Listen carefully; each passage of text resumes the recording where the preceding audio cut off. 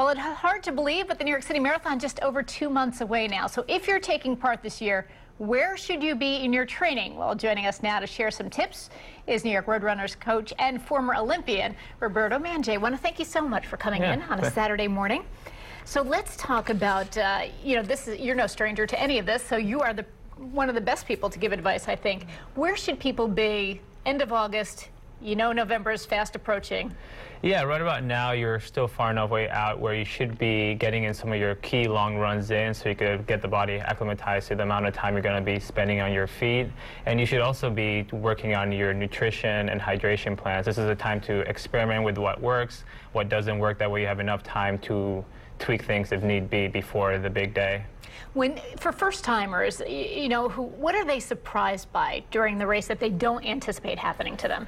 The amount of people in the race. The TCS NYC Marathon last year had 51,388 Grows finishers. every year, right? Yeah, exactly. We set a world record, and no matter how well you train, you can't prepare for that. The crowds, we have great support across the 5 boroughs, so just kind of watching some of previous marathon tapes and visualizing being out there with all the noise, all the fan support, that's something that always catches you off guard.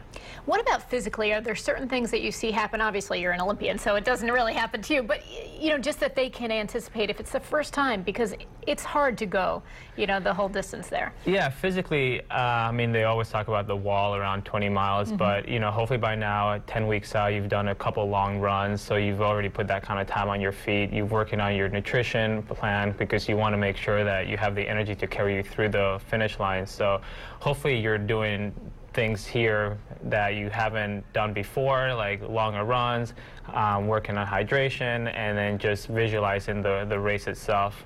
Good advice. And you have a training run that's coming up. The New York Roadrunners has all these races that are sponsored, which I'm sure people know about, but a big one coming up on September 17th. Yeah, we have here in Central Park the TCS New York City Marathon long run. It's going to be 18 miles. Obviously, you could do all of it or parts of it, but this will be a good run about 6 weeks out from the course, from the race to, kind of, again, practice what you're working on, practice your pre-race breakfast, your night before meal, and just kind of get some of the jitters out. That's a good idea. All right. Well, we appreciate you again coming in so much. So, Roberto Manje, thanks so much. Yeah, thanks for having me.